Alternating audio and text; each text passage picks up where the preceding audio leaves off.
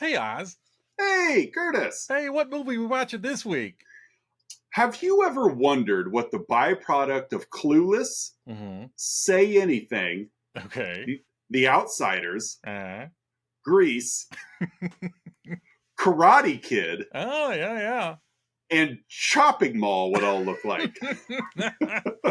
I got a good idea, but hit me up with it. If so, you would get Valley Girl.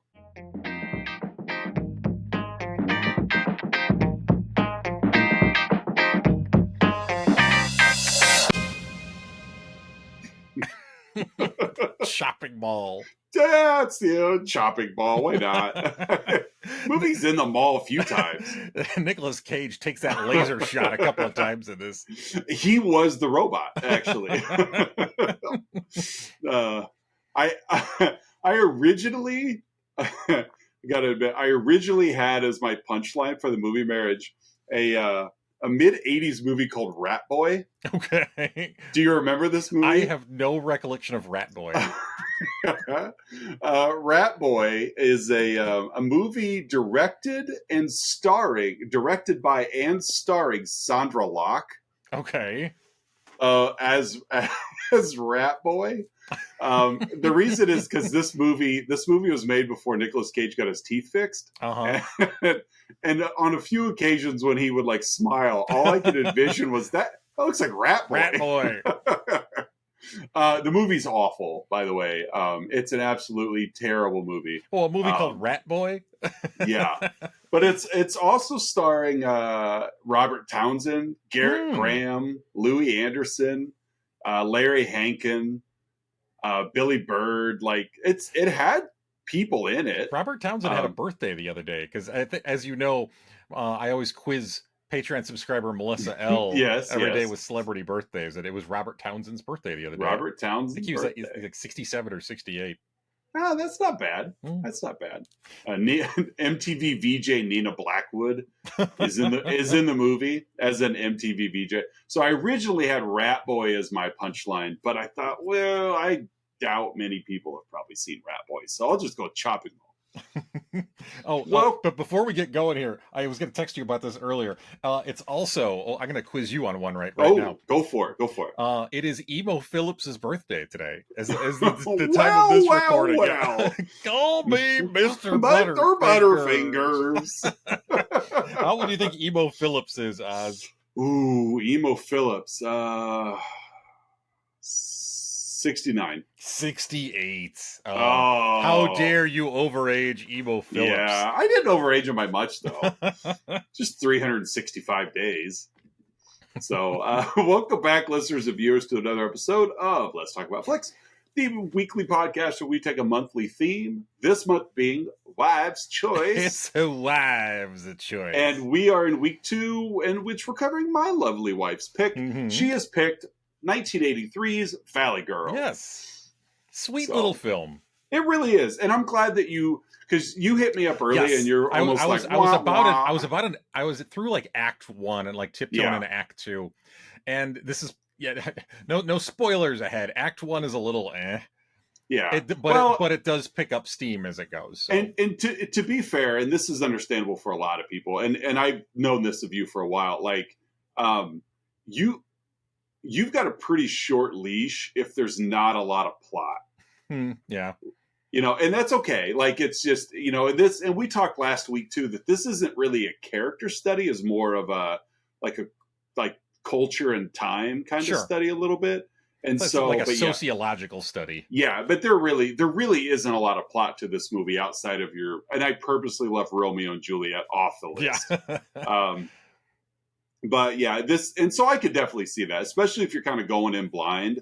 But this is one that really, for me, I feel kind of benefits from a rewatch, because it's like, all right, I know what to expect now, and then you can kind of really see the relationship go from there. It grew on me as I went into the film, and as I kind of reflected on it as well.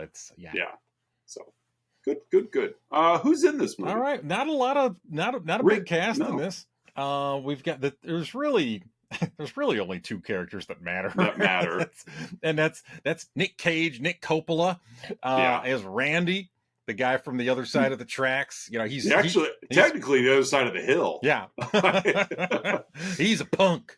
That's right. He's a punk. He's a punk. Punks listen to new wave. They listen to the Plimsolls.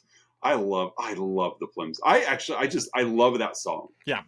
It's probably I don't know what it is about Million Miles Away, but it is. It's a good song and it works really well in this movie. Yeah, too. It's one of my favorites of like, the 80s. Yeah, like the early to mid new wave era. Yeah, yeah, I would agree with you there. And then we've got from the good side of the tracks, we got Deborah Foreman as Julie from the Valley. Yes, the Valley. She's a Valley girl. Yeah. So they're the not star-crossed, but the just geography crossed lovers. Right. Yeah. They're the well, like I said, Grease came into this for a reason. Yep, say anything. Yeah, that they're not supposed to be together because their social cliques don't mix. You live here and I live there. We can't be together. Right. That's right. One's a star-bellied sneetch and the other one's a plain-bellied sneetch. There you go. Blue eyes, brown eyes. Yeah.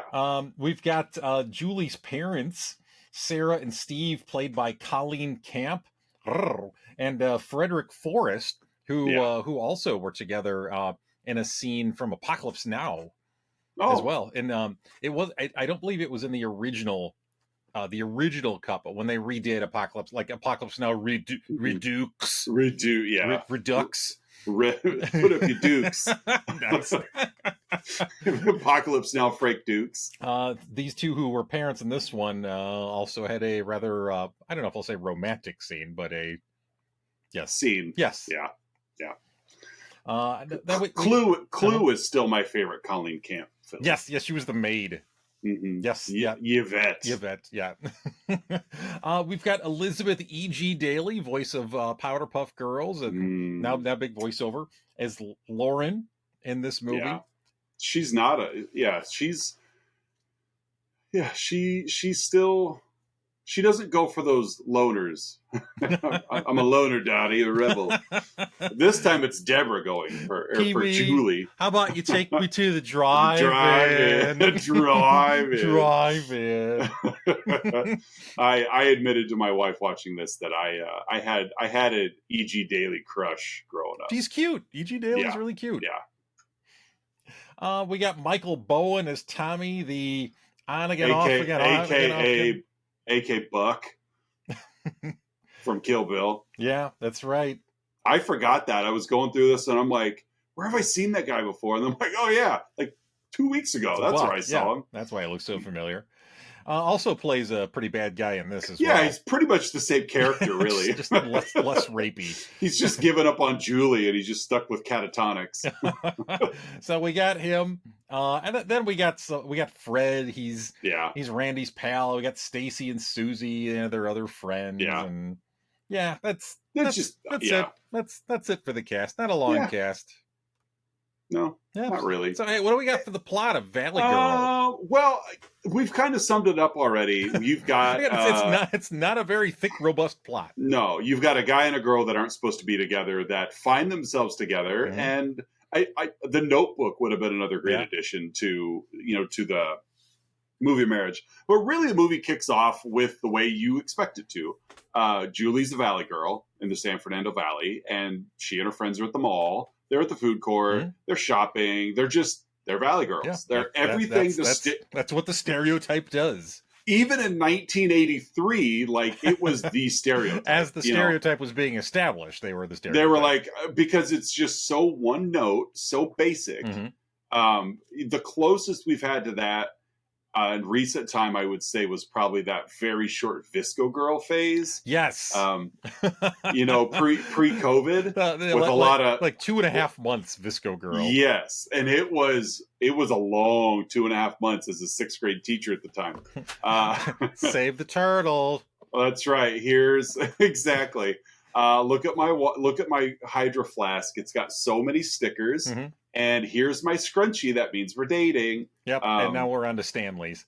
Yeah. And now it's basic, but it's essentially the same kind of thing. Yeah. Minus the really impressive language. Like with no internet back in the day, a lot of times society kind of jokes when you look back at like meme lists of like, Mhm. how did we all know? How did everybody know to blow into the cartridge of a Nintendo game? How, you know, like Yeah. those things. How did everybody know and everybody do the same things?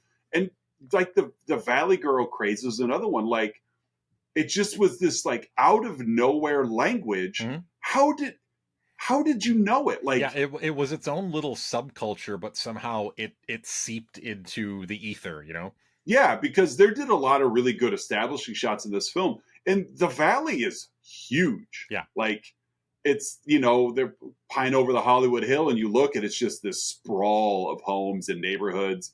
No high rises, no businesses, just homes. And it's like, there's no way you all know each other, but yet you all speak the same language. And so really what it boils down to is Julie and her friends are at the mall. They're talking about hot boys. They're talking about being popular. Mhm. You know, Julie is she's hit the jackpot with her Valley dude boyfriend Tommy. Buck. Yeah, exactly. And you know he's hot because his collar refuses to fold. Extra starch in that collar. Exactly. But the problem is that there's another boy in the food court that they all think is just, you know, tripendicular. Tripendicular? Yeah, he's so tubular. Tryptophan? Exactly. Yeah. He makes me want to fall asleep after a big meal. Exactly.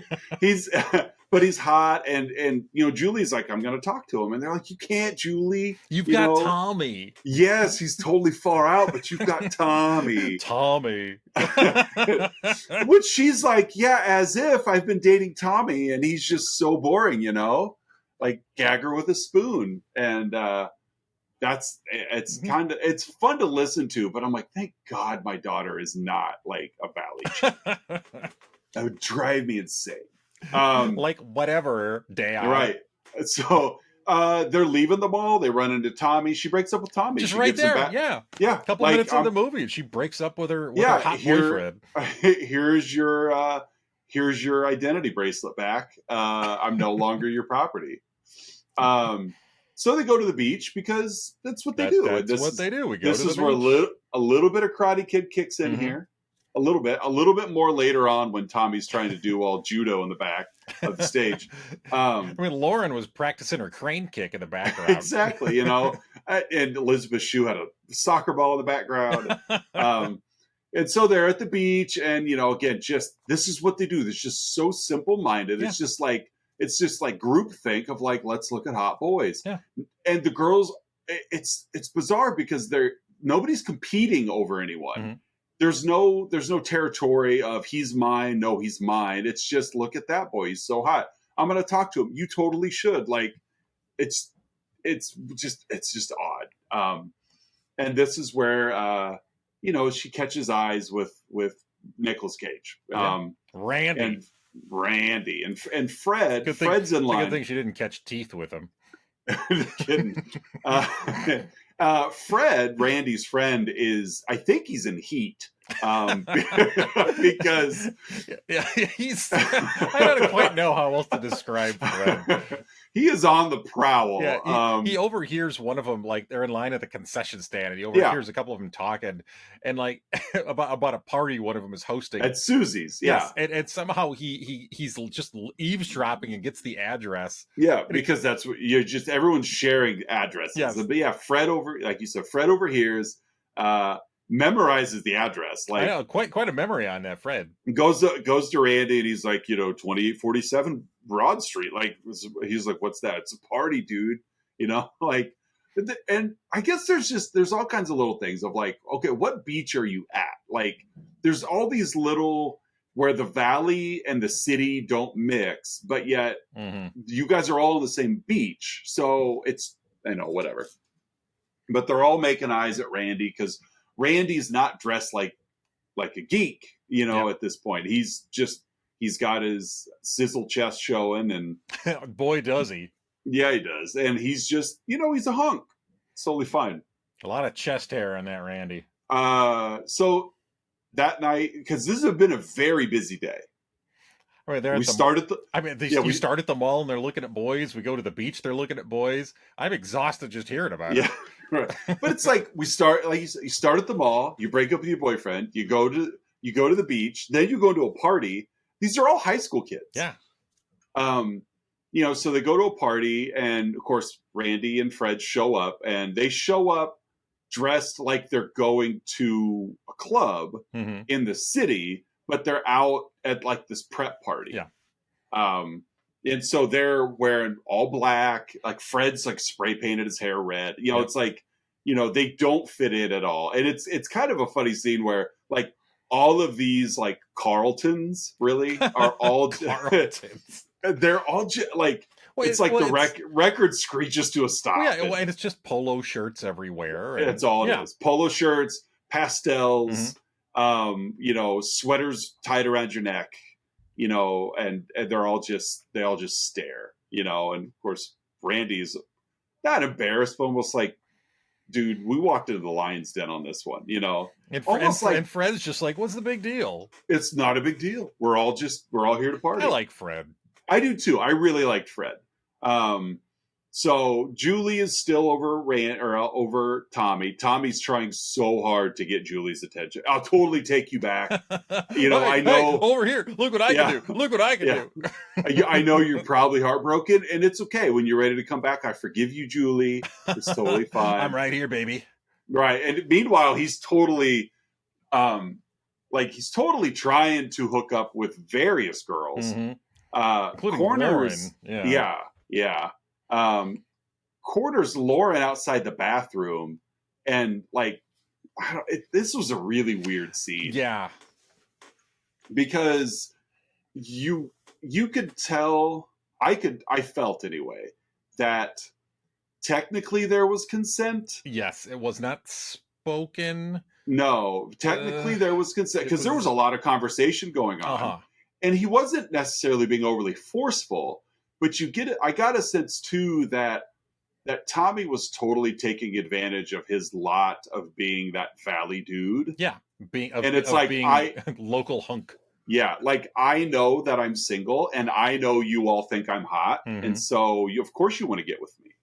And it was uncomfortable. Like, and this is few places in this movie where it gets a little strange, because this was set up to like totally come back later, and it never came back later.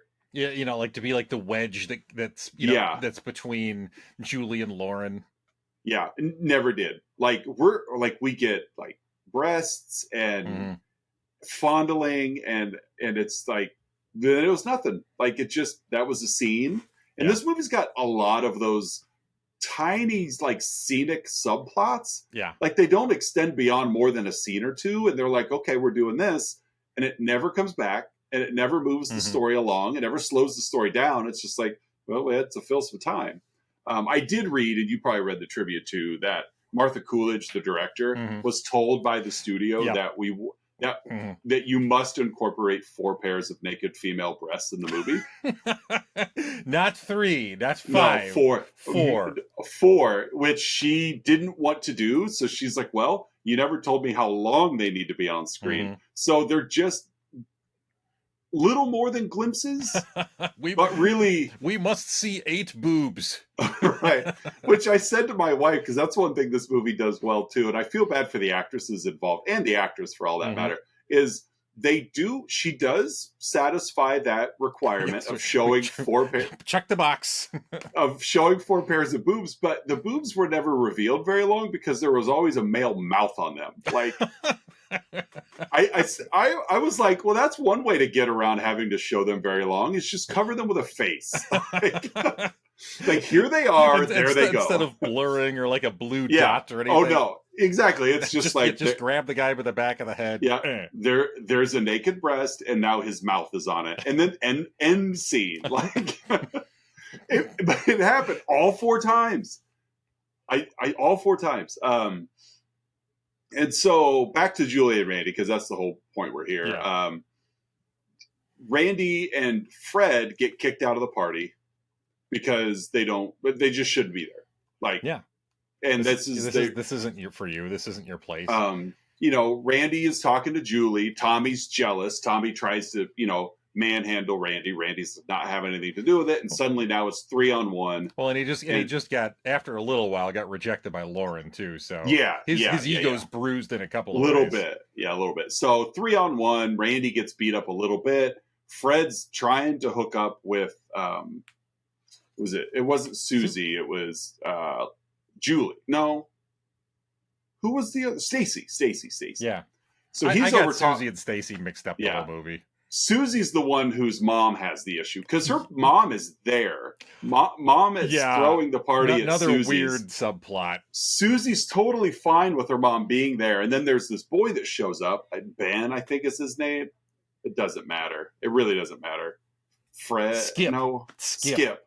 It was Skip. Skip shows up.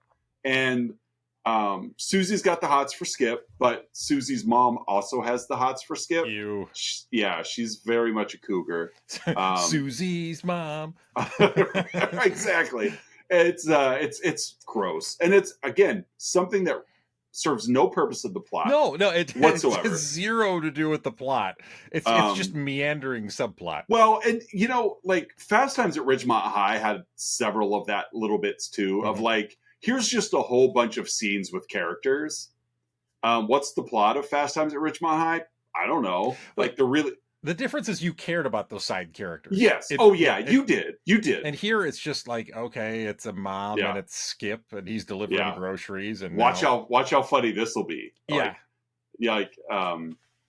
And so Randy and Fred get kicked out. They drive off, and Randy's like, he's like, no, we're going back. Nobody can tell me who I can and can't be with.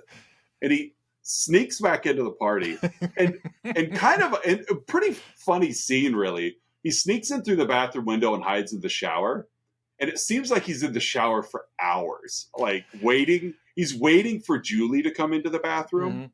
And he's like, but we get a lot of Nicolas Cage reacting to different things going on in the bathroom. Hearing people's conversations. Yes, there's conversations. There's a boy and a girl making out, which there's boobs number 2.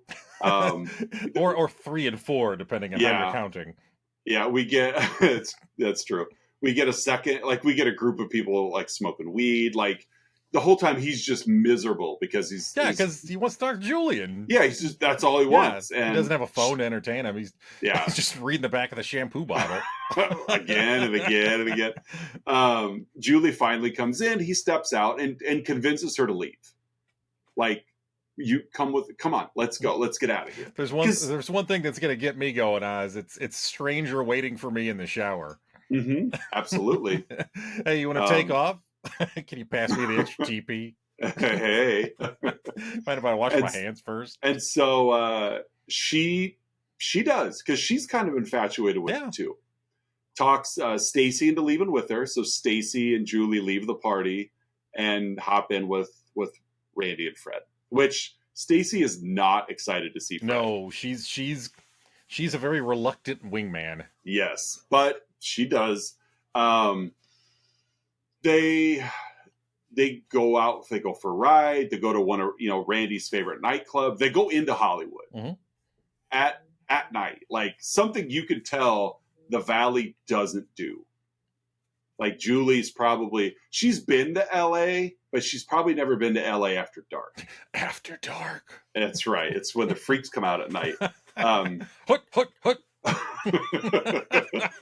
And so she and Stacy are like really like out of their element here, but we see Randy and Fred in their element, and we get Nicolas Cage and Nicolas Caging. Yeah, he knows everybody. Yeah, like Randy knows everybody. Driving down the street in Hollywood late at night and just hollering people out, and they're quote unquote freaks, like they're dressed like goths or just whatever. And you just could tell that in Randy's world, looks don't matter. It's who you are and your personality that matters. And that's really the message of the movie in its entirety. So they stay out all night and they go park. They're making out. We get kind of a fun little cat and mouse with Fred and Stacy. The literal cat and mouse as he's chasing her around the car. But she's like like she's having fun with it. Yeah, she's like, no, stop. Right. Because she's not around her friends. So you could tell with she and Julie beat her to it. Mm-hmm. Stacy never really got there, but a little bit showed here of like, when I don't have to put on an act. Yeah. When I'm not trying to impress my friends. Yeah. When I'm not worried about what everyone else thinks of my decisions, like, this is kind of fun. This isn't so bad. Like, I've got a boy that's interested in me. He's flirting with me. And I'll give in because nobody's here to tell me to stop. Nobody's here to, remind me where I'm from. Julie and Randy are just making out in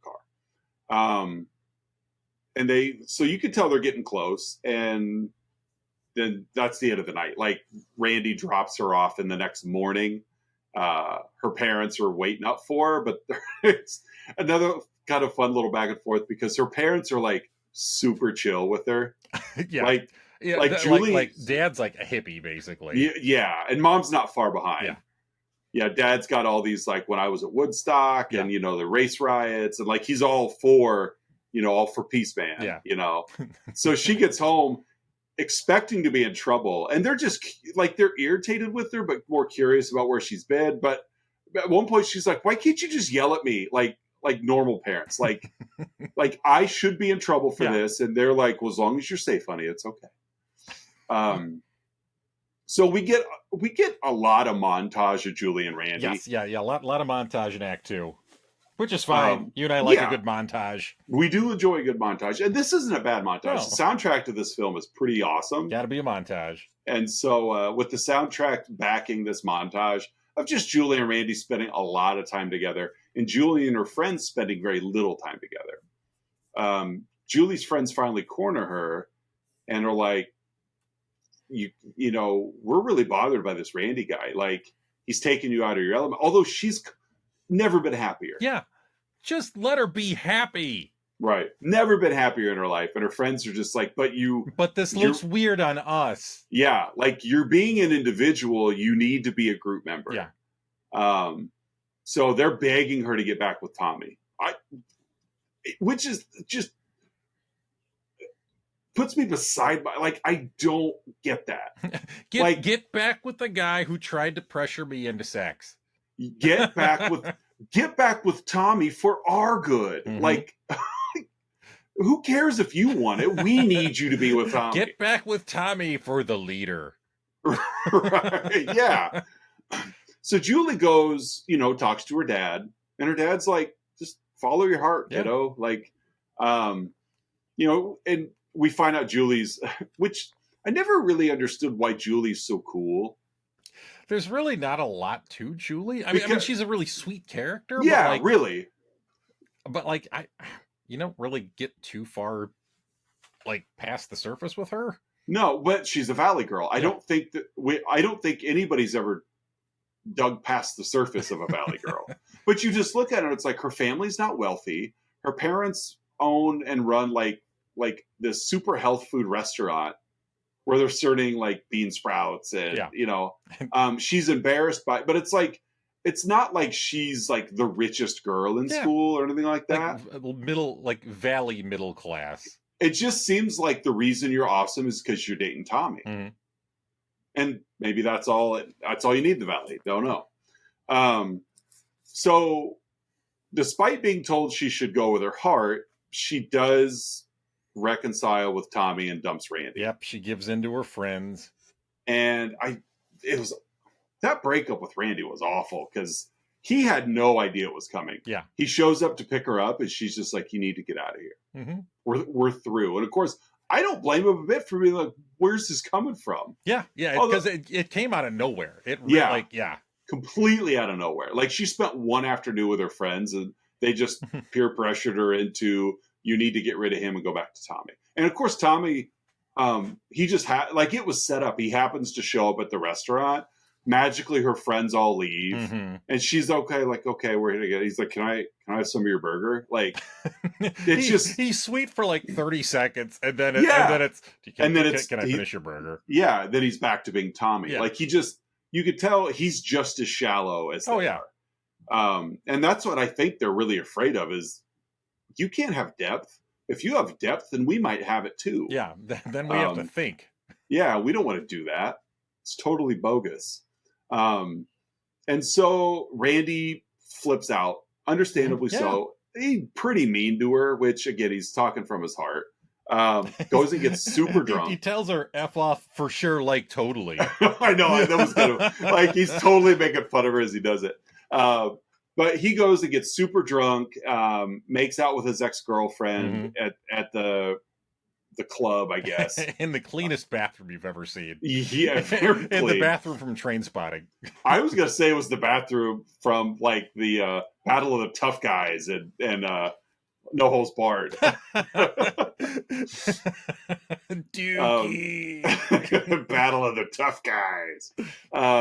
But like Randy's like clearly off the deep end. He's going to pick a fight with some really dangerous guys. Like Fred steps in and saves him.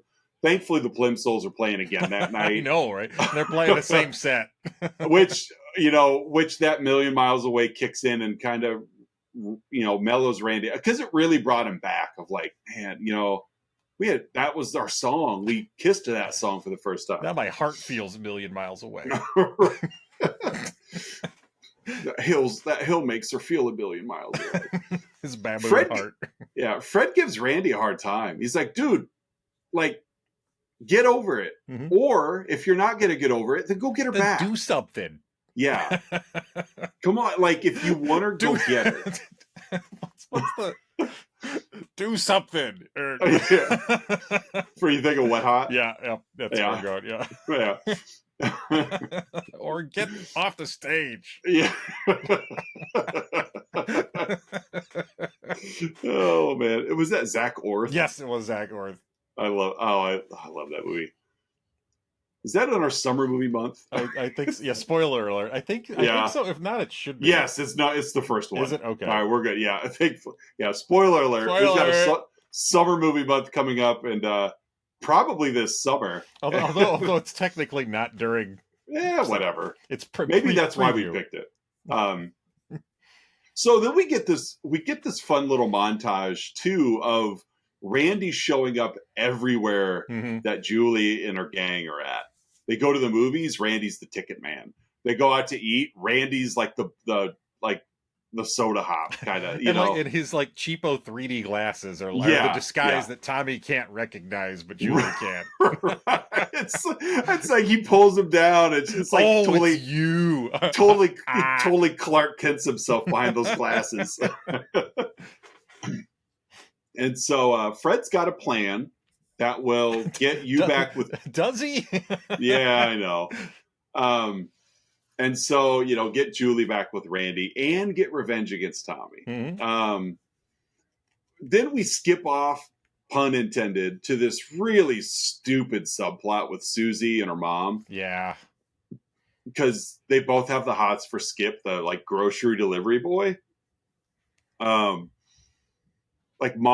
Skip drops off groceries and mom is the only one there by the pool. Like gets off the phone to talk to him. And she's totally like, I had to read it because I haven't seen The Graduate. I know it's probably film blasphemy, but she even even just like name drops pretty much that whole plot of like plastics, and which I guess is from the movie. And he's like, okay. Come again. I don't understand. So clearly leaves without that showing up. And you get the vibe that he's not opposed to Beth. Mm-hmm. After he finally realizes what's happening. Yeah, but I think he's a little weirded out that it's like, you're old enough to be my mom. Yeah. It's something like there. Like, because... He's a little skeptical. Yeah, but he's also... After a while, he's like, yeah. Yeah, he's also interested. We get another scene where he's delivering groceries another day, hoping that Beth is home, and he lets himself in, and he goes upstairs. He hears somebody in the shower, again, hoping it's Beth. Yep. Turns out that it's not. It's Susie. Okay, so cut to Beth coming home, and Skip didn't care. Like, So Skip and Susie are in bed together. Yeah, the mom walks in, yeah. Yeah, and sorry, Beth, you lose. You should have never been in the game anyway. No, best sit that one out. Go back to the bench. Yeah. It's kind of... But Skip and Susie are now going to go to prom together, so that's good. Cool. Yeah, it's like, whatever. But at the same time, like, thankfully, Susie never realized that Beth and Skip had a mutual interest. That his mom or her mom almost committed statutory rape with her prom date. Exactly. Thankfully, it didn't happen, because this movie wouldn't have brought it back up. Yeah, just would have left it there.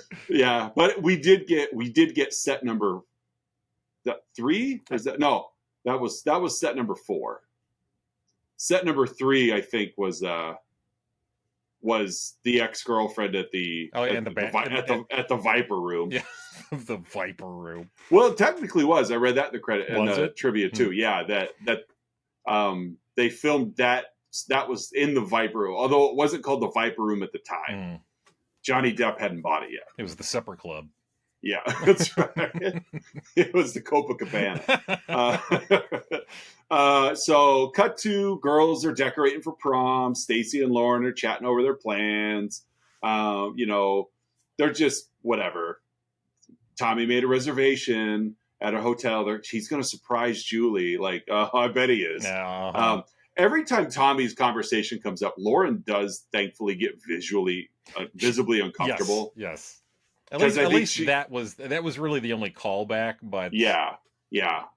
Because you could tell that, like, because they both are like, let's never talk about this, And I was watching it with my wife. I didn't get the vibe anything went further than the petting, because at no point did they show either. Like they both stayed clothed from the waist down. Yeah. So I don't think anything. I think they just rounded second really hard. I was going to say, it was a stand-up double for sure. But definitely took a look at the third base coach. Yes, but nobody slid it to home. So, so Tommy and Julie go to prom. Stretch like what? It's so superficial. Yeah. It is what it. But Randy and Fred show up at prom, and Randy's getting again kind of like the. Almost like the bathroom scene at the party. Randy's trying to stay hidden, and he's getting very, very annoyed, like waiting for his moment. And Fred's all like, "Hey, this is all going to plan. This is all going to plan. Just totally fine. Just trust me. It's all going to work out." Yeah. Julie and Tommy are crowned. They're going to be king and queen. Of course they are. But before they get introduced on stage, we get the scorned high schooler that's now like the teacher in charge of prom. It was like a 10-minute monologue. Yeah, she's like monologuing about how school has changed since it was funny. I found it funny because like that poor lady, like she's completely living vicariously through these kids. Yeah, she's gonna go home to her cats and eating Campbell's soup. Exactly. I have a tub of Ben and Jerry's. Randy confronts Tommy. They get into a fight. Tommy breaks out his taekwondo. Yeah, he does. I have in my notes, and this is verbatim what I put down. Tommy does some white guy kung fu. Very much so, yeah. They announce king and queen. They pull back the curtain. Randy's beating up Tommy, knocks him out, grabs Julie, and they leave. Like, prom never gets crowned royalty. Randy gets in a good Nards shot on Tommy. He does. Like, that's how he takes him out. Is Tommy recovers. But yeah, so Tommy gets to the limo, but not before Randy and Julie have taken the limo, and they ride off into the valley. Julie takes off Tommy's ID bracelet, throws it out the window, and that's Valley Girl. Like, as Melt With You plays. They end up together, and yeah, like you said, Melt With You, and the rest is cinema history, as they say. So that's Valley Girl. That's Valley Girl. Well, hey, folks, it's that point in the show where Oz and I each give our unique rating about the film we've been talking about, 1983's Valley Girl. Oz, how would you rate this flick? I'm going to give this 1,000,000 miles away. That's a good number for this. That's what it's getting. 1,000,000 miles away. It's 1,000,000 miles away. What are you giving it? I'm going to go with 71 Annie Ann's pretzels.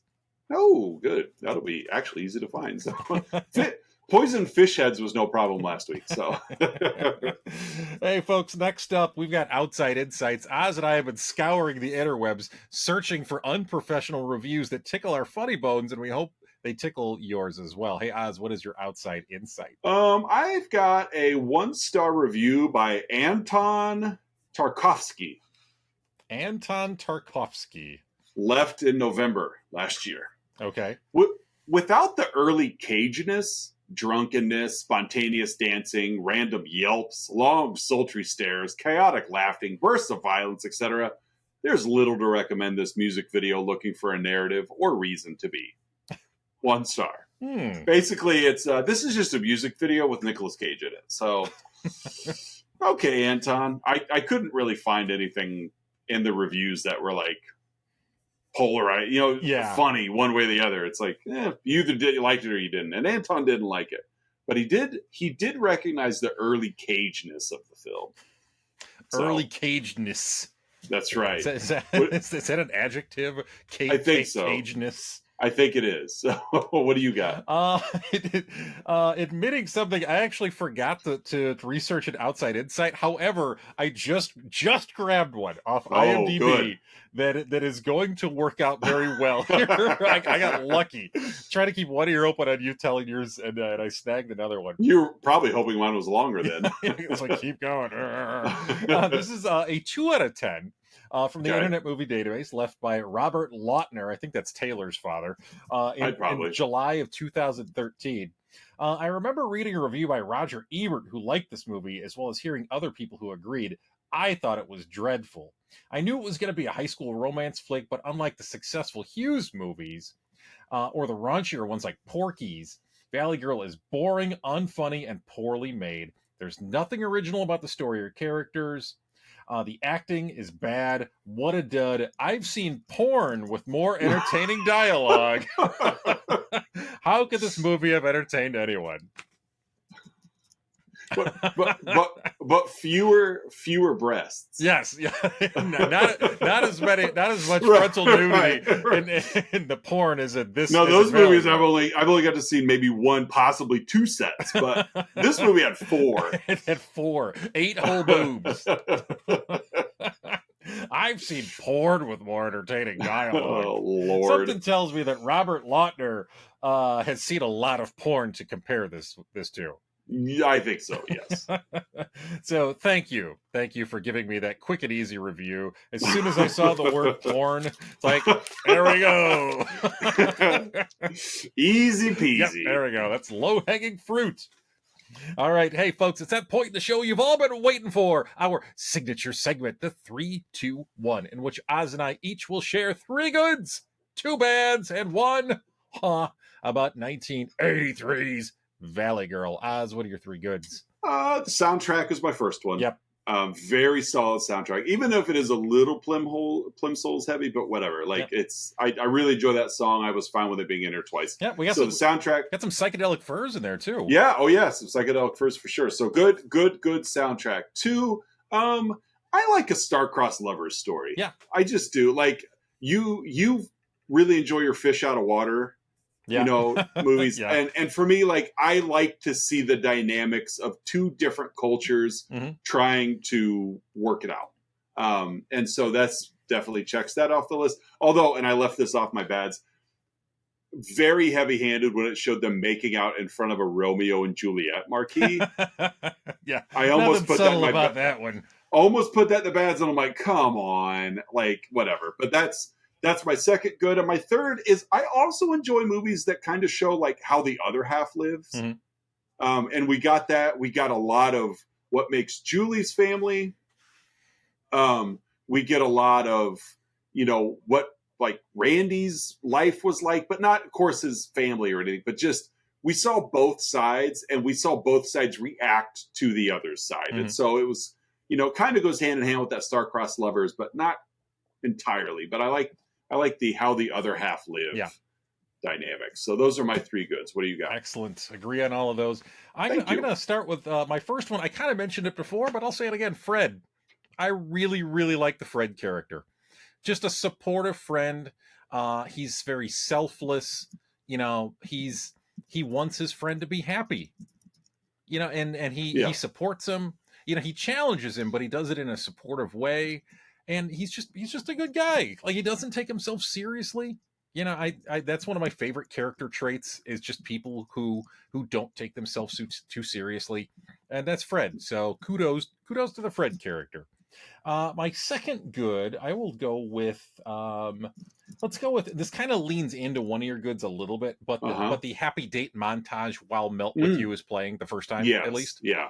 Again, we both like fun montages when done well, and that was a fun Act 2 montage. Them getting to know each other and just being happy together, while a cool song plays in the background. And my third good, Nick Cage's teeth. You go, Nick Cage. Way to lean into those chompers. You know, lean into who you are and really own your teeth. So kudos to you, Nick Cage, OG teeth. Yeah, OG, because he got him fixed. Right? Yes. He didn't lean too far. No, but in this one, yes. All right. They say that the actress who played Pamela Voorhees in the first Friday the 13th movie hated the script and hated the movie, but she needed money for a new car. That's the only reason she did it. And so maybe that's why Nicolas Cage did this one. He needed money. God, I got to get these teeth fixed. But that's fine. Yep. And Rat Boy won't be out for a few years. So, so that's my third good. Nick Cage's teeth. His original teeth. Yeah. All right. Hey, Oz, what are your two bads? My first one is just Tommy being so clingy to Julie. Yeah. Like, even when he's not with Julie, he won't let that go. Well, she's a possession. She's a prize. She's social currency. It's like, as soon as they're together, the first thing he does is give her his bracelet. Like, it's like, you're branded now. You're mine. Mm-hmm. You say Tommy. And so that was like, that's gross. Like, and the polar opposite. If one of my favorite character traits is people not taking themselves too seriously, my least favorite is arrogance. Yes, and there's a lot of it here. Yeah. And my second bad is the skipping the mom plot line. It served no purpose to the movie. It wasn't funny. It wasn't cute. It just, the only benefit of it was it somehow creepily brought Susie and Skip together to go to prom. Yeah. That was really it. And I'm like, because Susie wasn't getting there on her own, I'll tell you that. No. She's waving at him. Hi, Skip. Hi. And mom's like, settle down. Take a lesson, honey. Yeah. Hi. Hey, Wayne. Hi. Boom. Might be my favorite clip of that film. Just watching. Hi, Wayne. Laura Flynn Boyle. Yeah. Just barrel over the front of that car. So those are my two bads. What do you got for your bads? Oh, my first bad. There's a lot of homophobic, misogynistic, anti-neurodivergent, ableistic language, girls making fun of bulimia. Yes, it's an 80s movie. There's a decent chance we're gonna have the bad, like that kind of bad, and yes, we did in this movie. So, relic of the era. Yeah. And my other bad, Oz, is Nick Cage's teeth. Man, you got to get those things fixed at some point. I am glad that you made this movie so you can get those teeth fixed. It's about time. So, those are my two bads, Oz. Hey, what's your we kind of talked about it at the beginning of the show, but I'm curious, how did Valley Talk begin and end? Sure. What is the etymology? Is it etymological? No N, because with an N you're talking about bugs. There you go. Yeah, the difference between bugs and history of speech is one letter. Yes. But yeah, the etymology. Etymology. There we go. Is how it's just this groundswell. How did it happen? Mm-hmm.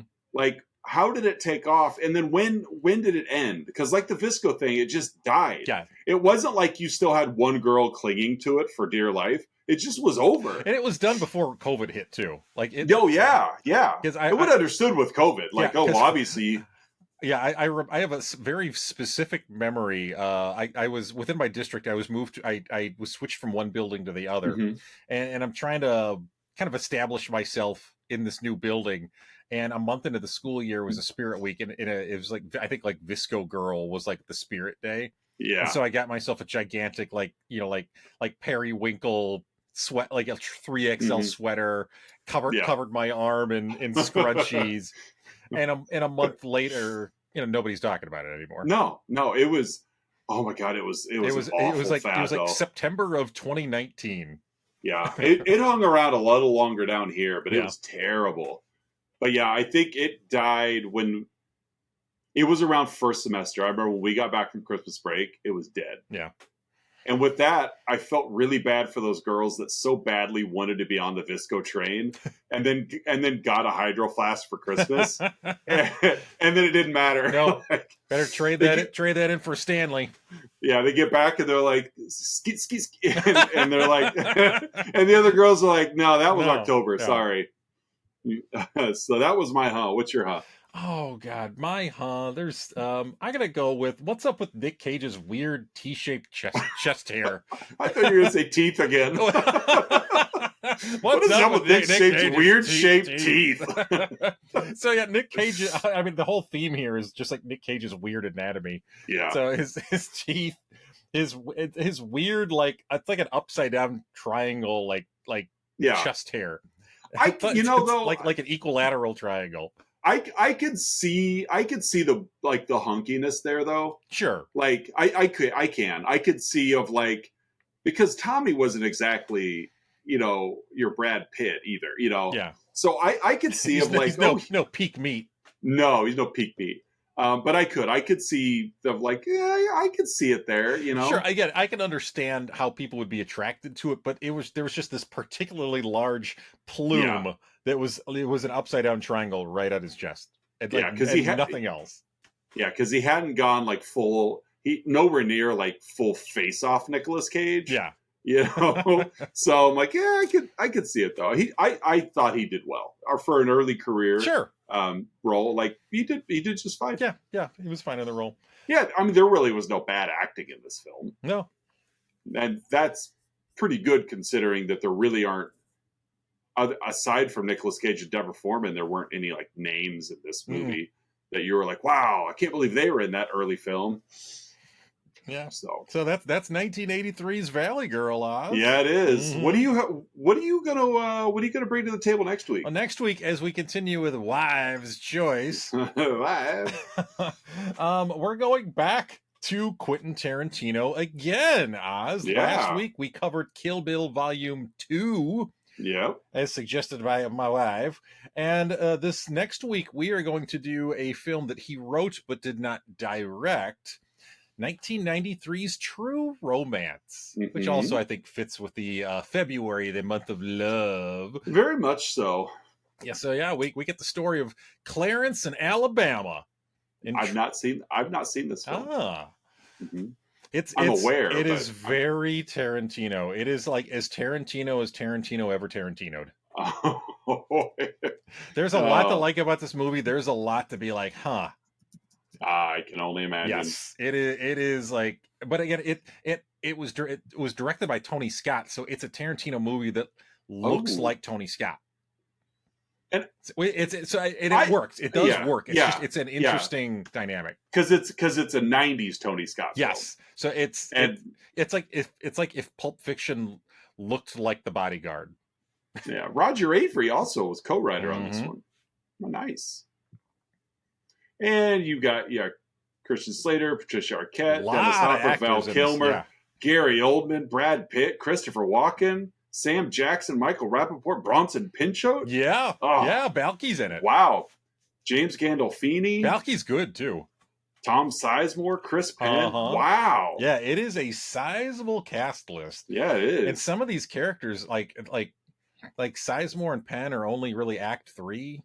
Like Hopper and Walken are really only Act 2. So like it's like it's some pretty small roles for some pretty big names. 7.9 IMDb. Yeah. This will be good. Again, it's a good movie, but it's just it's Tarantino.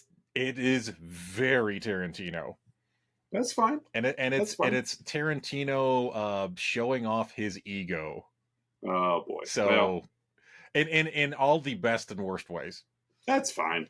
It's still really like early Tarantino as well. So, like 93. The goods will be good, the bads will be bad. We'll just put it that way. Yeah. Well, I'm looking forward to it. It is a fun movie. It is a really fun movie. Fun character. Very much looking forward to it. Social media wise, you guys can find us Facebook, Instagram, and Twitter. Link to Patreon down below if you want to hop on and throw a few bucks our way each month so we say your name, because who else do you pay to say your name? Yeah, who else says your name on a daily basis? You need validation. That's right. And you clearly don't use your name enough. Mm-hmm. I never use my name except for when I'm on a podcast. Yeah, that's the only time I talk in the third person. Mm-hmm. Curtis approves. So, but yeah, all that and more could be found with just your Patreon subscription. For a simple 10 cents a day, you can you could skip feeding children in third world nations and instead get me a new pair of headphones. And we you know what? And we're going to do something that those chumps at the ASPCA don't do. We're not sending you a shirt or a towel or a blanket from us. Nope. Mm-mm. Your money will go 100% to the cause. Mm-hmm. You're $3 to $6 a month. No 12-ounce can koozie that says help the dogs. Nope. Nothing like that. Nope. We do have the full support though of all of those organizations, the Shriners, all of them. They don't transfer well in a media format. Yeah. Those dogs don't cooperate on camera. No. Well, you don't see them shivering in a podcast. So we'd be kind enough to give them a blanket. Yeah, we would. And then we would narrate what's going on. Oh, look at that dog. He looks cold. Look at that dog. He's hungry. Let's give that dog a blanket. Let's give that dog some food. That cat's eye is matted shut. So for 10 cents a day, you can hear us talk about all the animals. That bird's got my credit card number.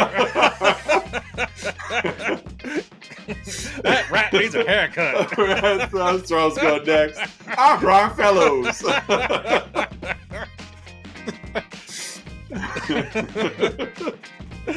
Oh, I love Tracy Morgan so much. But yeah, we'll be back next week with True Romance and the second half of Wives' Choice Month. Wives' Choice. And we got a good year shaping up. So so stay tuned for that. We'll be back with I think it might be our last Tarantino dip of the year. We had a lot of Tarantino packed into a couple of weeks here. That's okay. That's all right. So, all right. Well, you guys, thanks for stopping by and subscribe, all that stuff. Told you what social media is, etc. But we'll be back next week with True Romance for Let's Talk About Flicks. I'm Oz. I'm Curtis. We'll see you then. See ya.